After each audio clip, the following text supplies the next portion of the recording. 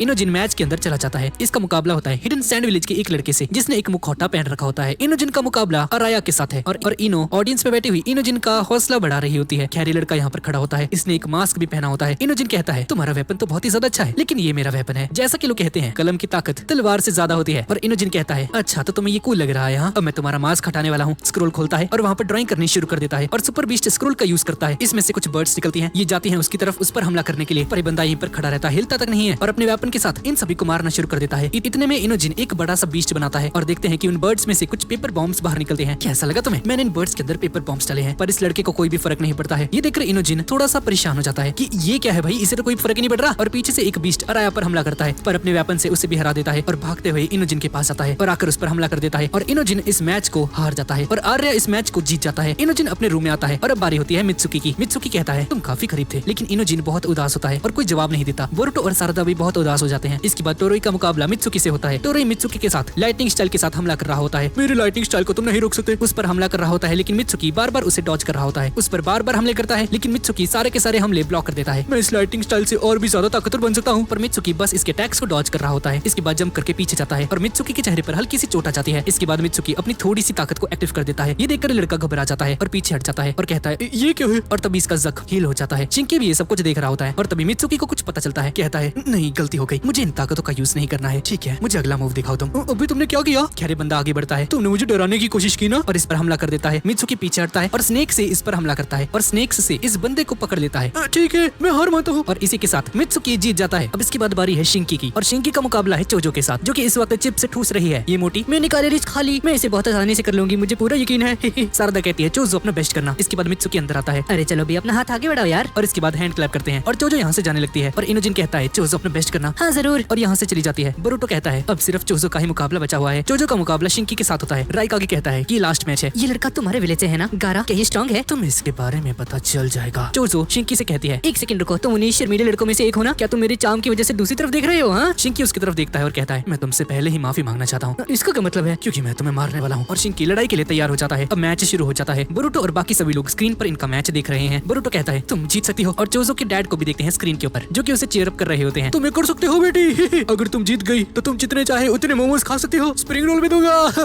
अरे यार डैड। रॉकली यहाँ पर आ जाता है। तो मैच शुरू हो चुका है, किसका इंतजार कर रही हो तुम? हाँ ठीक है मैं समझ गई। और शिंकी कहता है कि इसे अफसोस है कि आज वो अपनी बेटी की हार देखने वाले हैं। चोजो कहती है तुम खुद को समझते क्या हो? हाँ तुम जान जाओगे इसके बारे में। और चोचो अकिमिची वर्सेस शिंकी का मैच शुरू हो जाता है। दोनों तैयार हो जाते हैं। शिंकी कहता है जल्दी करो, अटैक करो, तुम नहीं जीत पाओगी। लेकिन चोचो कहती है तुमने मुझे बहुत गुस्सा दिला दिया है। इसके बाद एक्सपेंशन जुत्सु का यूज करती है और अपनी फिस्ट को बड़ी करके उसकी तरफ आगे बढ़ती है। और हम देखते हैं कि शिंकी अपने जुत्सु से अपना एक हाथ बनाता है और उसके अटैक को रोक लेता है। गारा ये सब कुछ ऊपर से देख रहा होता है और चोजो ये देखकर हैरान हो जाता है। पीछे से एक और मुक्का बनाता है और चोजो को मारकर उसे पीछे धकेल देता है। ये सब देखकर सभी लोग हैरान हो जाते हैं। सारदा कहती है ये कैसा जुत्सु है? शिकड़े कहते हैं कि वही जुत्सु है जिसे मेटल और बाकी सभी लोग लड़े थे। चोजो को बहुत ज्यादा गुस्सा आ जाता है, फिर से उसकी तरफ आगे बढ़ती है उसे मारने के लिए। शिंकी के पंचेस मारने की कोशिश करती है, लेकिन उसे छू तक नहीं पाती। शिंकी सभी पंचेस का जवाब देता है और फिर उसी पर पंचेस मारना शुरू कर देता है। चोजो उसे ब्लॉक कर रही होती है। चोजी अपनी वाइफ से पूछता है तुम्हें क्या लगता है क्या वो ठीक रहेगी? इसकी वाइफ कहती है तुम इतने परेशान क्यों रहे हो? हाँ वो इतनी बेवकूफ नहीं है समझे, अगर क्लोज कॉम्बैट सही नहीं गया तो वो दूर से हमला करना शुरू कर देगी। हाँ तुमने सही कहा पत्नी साहिबाजी, चोचो दूर से हमला करो, उससे दूर चली जाओ। और हम देखते हैं कि शिंकी चोचो को पकड़ लेता है। तुम बहुत किस्मत वाली हो कि तुम्हारे पेरेंट्स तुम्हें इतनी सपोर्ट करते हैं। और इसके बाद इसके हाथों को मरोड़ना शुरू कर देता है और पीछे करता है हार मान जाओ। बहुत ही जोर से इसके हाथों को दबा रहा होता है। मैंने तुम्हें कहा था ना कि मैं इस चीज में अच्छा नहीं हूँ। चोचो अपने हाथों को छोटा करके पीछे की तरफ चली जाती है, पर इसे बहुत ज्यादा दर्द हो रही होती है हाथों में। तुमने मेरे नेल्स को खराब कर दिया, इसका बदला मैं लेकर ही रहूंगी। अगर तुम इस तरह से मेरे साथ लड़ोगे तो तुम्हारे लिए अच्छा नहीं होगा, समझ गए? चोचो बहुत गुस्से में आ जाती है। चोची कहता है उसके ज्यादा करीब मत जाना बच्ची। चोचो जंप करती है और फिर से एक्सपेंशन जुत्सु का यूज करती है और उस पर हमला करने लगती है। सारदा पीछे से आकर कहती है अरे यार एक ही तरीके से बार बार हमला करोगी तो ये काम नहीं करने वाला। खैर उस पर नहीं, जमीन पर हमला कर देती है और जमीन को तोड़ना शुरू कर देती है। और जमीन के अंदर से पत्थर ऊपर उठकर आते हैं। उन पत्थरों को पकड़कर शिंकी की तरफ फेंकती है, लेकिन शिंकी एक शील्ड बनाकर उसे ब्लॉक कर लेता है। नीचे आती है और कहती है मैं समझ गई, तुम आयरन सैंड के अंदर अपना चाकरा भरते हो है ना, और फिर उसे मैनिपुलेट करते हो। अगर तुम्हें इस बात का पता चल भी गया फिर भी तुम मुझसे हारने वाले हो। सारे कागेज ये देखकर हैरान हो जाते हैं। सूचिकागी कहती है गारा तुम्हारा लड़का तो बहुत ही ज्यादा शानदार है। और गारा इन सभी को बताता है कि हिडन सैंड विलेज में ये लड़का वहाँ पर आउट ऑफ कंट्रोल हो जाता है। और गारा इसके पास जा रहा होता है, देखता है कि सामने ये लड़का बैठा होता है, बहुत अकेला और बहुत ज्यादा परेशान। इसके बाद गारा को देखता है, गारा उसकी तरफ आगे बढ़ता है, पर लड़का अपनी आयरन सैंड के साथ कुछ नीडल्स बना लेता है और गारा की तरफ हमला कर देता है। गारा अपनी पोटरी में से सैंड निकालता है और खुद को प्रोटेक्ट कर लेता है और ये नीडल्स उसकी तरफ चली जाती हैं और गारा को लग जाती हैं। ये लड़का अपनी पावर्स को कंट्रोल नहीं कर पा रहा होता और ये लड़का नोटिस करता है कि गारा ने इसकी जान बचाई। इसके बाद इसका जुत्सु खत्म हो जाता है। गारा इसे कहता है तुम मेरे साथ चलो, मैं तुम्हें सिखाऊंगा कि अपनी ताकत को कैसे कंट्रोल कर सकते हो। तुम्हारा नाम क्या है बच्चे? शिंकी। इसके बाद हम वापस से प्रेजेंट में आ जाते हैं। चोजो बार बार शिंकी पर हमला कर रही होती है, लेकिन शिंकी इसका हर एक अटैक अटैक ब्लॉक कर रहा होता है। ऊपर से एक हाथ बनाता है और चोचो पर ऊपर से हमला करता है, पर चोचो उसे डॉज कर लेती है और अचानक से एक सीधा हमला करता है। चोचो पीछे जाकर गिरती है। सारदा ये देखकर शॉक रह जाती है। बोरुटो को भी ये देखकर बहुत गुस्सा आ जाता है। चोचो उसे देखती है, खड़ी होती है, फिर से पत्थर को उठाती है और उसकी तरफ फेंकती है, पर बहुत आसानी से उन पत्थरों को तोड़ देता है। चोचो को बहुत ज्यादा गुस्सा आ जाता है। शिंकी कहता है हाँ और कोशिश करो। चोचो को और भी ज्यादा गुस्सा आता है, कुछ पत्थरों को उठाती है और उसकी तरफ फेंकती है, पर सभी को ब्लॉक कर देता है। चोचो उसके सामने आती है और उसे एक पंच मारने के लिए आगे बढ़ती है, पर शिंकी बहुत आसानी से चोचो को पकड़ लेता है और उसे पकड़ के नीचे जमीन पर फेंक देता है। चोचो उठने की कोशिश करती है। ऊपर से चोजी कहता है अरे बच्ची ये क्या कर रही हो, हार मान लो, तुम मुझसे नहीं जीत सकती बच्ची। लेकिन चोचो हार नहीं मानती और फिर से खड़ी हो जाती है। तुम्हें पता है ना तुम्हारा कोई चांस नहीं है जीतने का। और चोचो फिर से नीचे बैठ जाती है।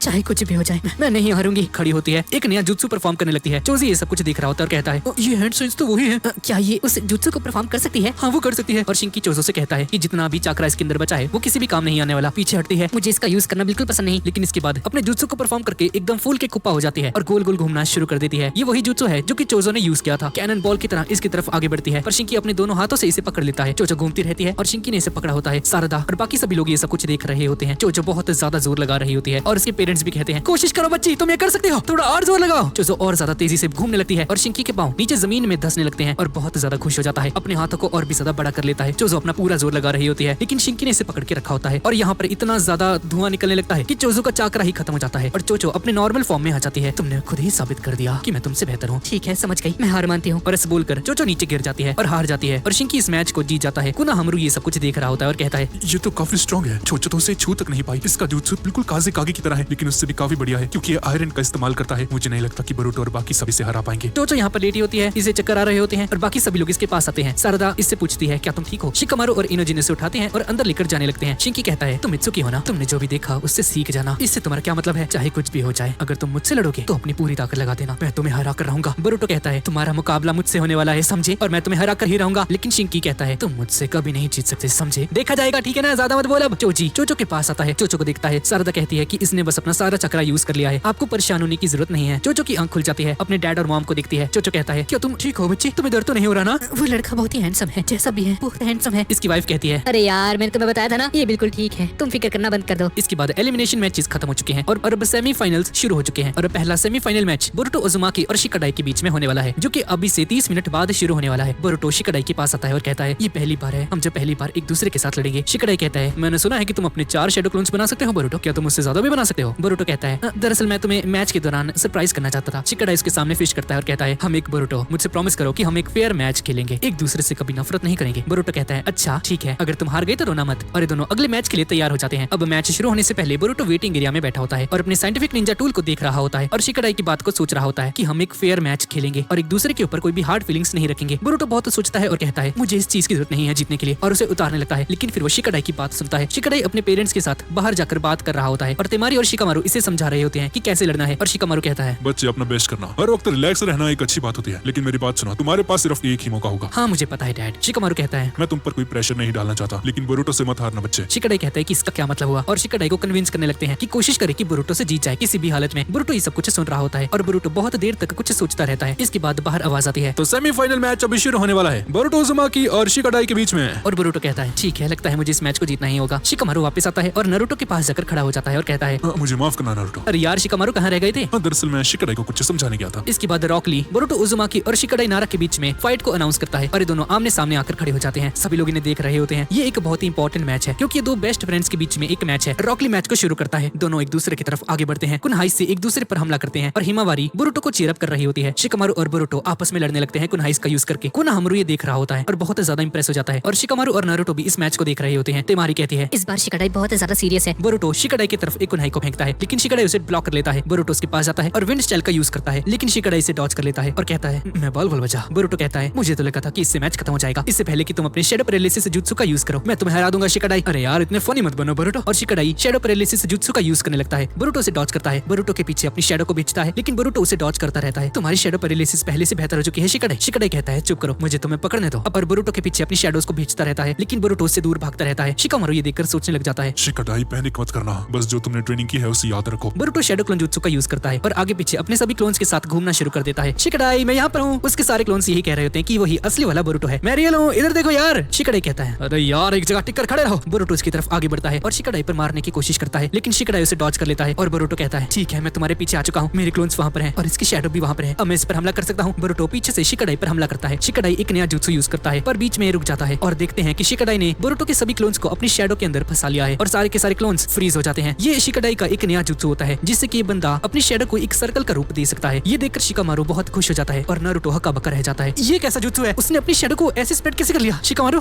और शिकाडाई नारुतो से कहता है। सिर्फ बोरुटो ही नहीं था जो कि स्पेशल ट्रेनिंग ले रहा था नारुतो। बोरुटो फ्रीज हो जाता है और बिल्कुल भी हिल नहीं पा रहा होता और शिकाडाई कहता है, मुझे पता था बोरुटो, तुम अपने शैडो क्लोन्स जरूर बनाओगे। मैंने अपने डैड के साथ इस काउंटर स्ट्रेटेजी को बनाया था। और बोरुटो के गले के ऊपर कोनाई को रख देता है। तुम अब हार मान सकते हो बोरुटो। शिकामारू कहता है। अच्छा तो खेल खत्म हो चुका है यहाँ। नारुतो को ये सब कुछ देखकर बहुत बुरा महसूस होता है क्योंकि बोरुटो हार रहा होता है और बोरुटो अपने डैड के बारे में सोचता है, कल रात के बारे में जब नारुतो ने इसे कहा था कि शिकाडाई से मत हारना। और बोरुटो अपने मन में सोचता है, मैं नहीं हार सकता और साइंटिफिक निंजा टूल का यूज करने लगता है। उसमें से एक कैप्सूल निकलता है और एक और क्लोन बना लेता है। पीछे से एक और क्लोन आता है और शिकाडाई के ऊपर कुनाई फेंक देता है और शिकाडाई का सारा फोकस खराब हो जाता है। इसकी शैडो खत्म हो जाती है और बोरुटो के सभी क्लोन्स शिकाडाई की गर्दन के ऊपर कुनाई रख देते हैं और इसे पकड़ लेते हैं। क्या अब तुम हार मानते हो शिकाडाई? और शिकाडाई हार मान लेता है। ठीक है मैं हार मानता हूँ बोरुटो। ये देखकर सभी लोग हैरान हो जाते हैं। नारुतो बहुत ज्यादा खुश हो जाता है और शिकामारू बहुत टेंशन में आ जाता है क्योंकि उसका सारा प्लान फ्लॉप हो चुका है। इसके बाद रॉकली अनाउंस करता है कि बोरुटो उज़ुमाकी फाइनल में जा चुका है। हिमावारी अपने भाई बोरुटो को चीयर अप करती है। बोरुटो बहुत ही ज्यादा खुश हो जाता है। इसके बाद अंदर आता है और इसके सामने कटास्के होता है। मुबारक हो छोटे उस्ताद, आप जीत गए। अब आप फाइनल राउंड में जा चुके हो। कैसे हो कटास्के? आपने बहुत बढ़िया काम किया। अभी की डेवलपमेंट के अकॉर्डिंग सिर्फ एक ही शैडो क्लोन बनाना पॉसिबल है सर, लेकिन आपने इसे बहुत अच्छे से यूज किया। और बोरुटो को एक कैप्सूल देता है। ये एक सप्लीमेंट है सर, इसे फाइनल में यूज कीजिएगा। बोरुटो कहता है ठीक है मैं समझ गया और यहाँ से जाने लगता है। भाई बोरुटो ने चीटिंग किया यार, ये तो गलत बात है यार। बोरुटो यहाँ से चला जाता है और शिकाडाई सीढ़ियों के ऊपर बैठा होता है बहुत ही ज्यादा उदास। इनोजिन और चोजो इसके पास आते हैं। इनोजिन कहता है शिकामारू तुम बहुत करीब थे और शिकाडाई कहता है अरे यार मुझे नहीं पता था कि हार कर इतना बुरा लगता है। इनोजिन कहता है अरे यार तुम कुछ ज्यादा ही बुरा मान रहे हो शिकाडाई। अरे यार कुछ नहीं होता शिकाडाई, चिप्स अगर खत्म हो जाए तो दूसरा पैकेट खोल लिया करो उसी वक्त। शिकाडाई कहता है अरे यार मैंने अपनी पूरी कोशिश की, मुझे यकीन था कि मैं इस बार जीत पाऊंगा। चोचो कहती है हम अगली बार इससे भी बेहतर करेंगे, चिंता मत करो तुम, रिलैक्स हो जाओ शिकाडाई, हम फिर से कोशिश करेंगे। शिकाडाई का हौसला बढ़ाते हैं और शिकाडाई ठीक हो जाता है। इसके बाद शिकाडाई खड़ा होता है और कहता है हाँ तुमने सही कहा, अभी हमें चुनिन ही रहना चाहिए। ऊपर से बोरुटो आ जाता है। शिकाडाई भी बोरुटो को दिखता है और शिकाडाई कहता है बोरुटो फाइनल में अच्छा करना, समझ गए? हाँ मुझ पर छोड़ दो शिकाडाई, अपनी पूरी कोशिश करना बोरुटो, हम तुम्हारा मैच देख रहे होंगे। चोचो भी कहती है बोरुटो अपना बेस्ट करना, समझ गए? और तीनों ऊपर जाने लगते हैं और बहुत ज्यादा खुश होते हैं। लेकिन बोरुटो जीतने के बावजूद भी बहुत ही ज्यादा सैड होता है और बोरुटो नीचे जाने लगता है और इस सीरीज का 47वां पार्ट यहीं पर खत्म हो जाता है। तो गाइज यही थी आज की वीडियो। तो गाइज ये वीडियो मैंने सिर्फ आप लोगों के लिए बनाई है क्योंकि इस सीरीज की इतनी ज्यादा डिमांड आ रही है कि मुझे इस पर वीडियो बनानी ही पड़ी। और गाइज अगर आपको सीरीज का अगला पार्ट चाहिए तो प्लीज नीचे कमेंट में मुझे जरूर बताना। और गाइज इसका अगला पार्ट तभी आएगा जब इसका लाइक टारगेट पूरा हो जाएगा और इस वीडियो का लाइक टारगेट रखते हैं ज्यादा नहीं रखते 13 के लाइक्स। और वन पीस एनिमे सीरीज का 19th पार्ट भी बहुत ही जल्द आने वाला है। और गाइज अगर आपने अभी तक चैनल को सब्सक्राइब नहीं किया है तो प्लीज कर देना। तो ठीक है गाइज और मिलते हैं अगली वीडियो में।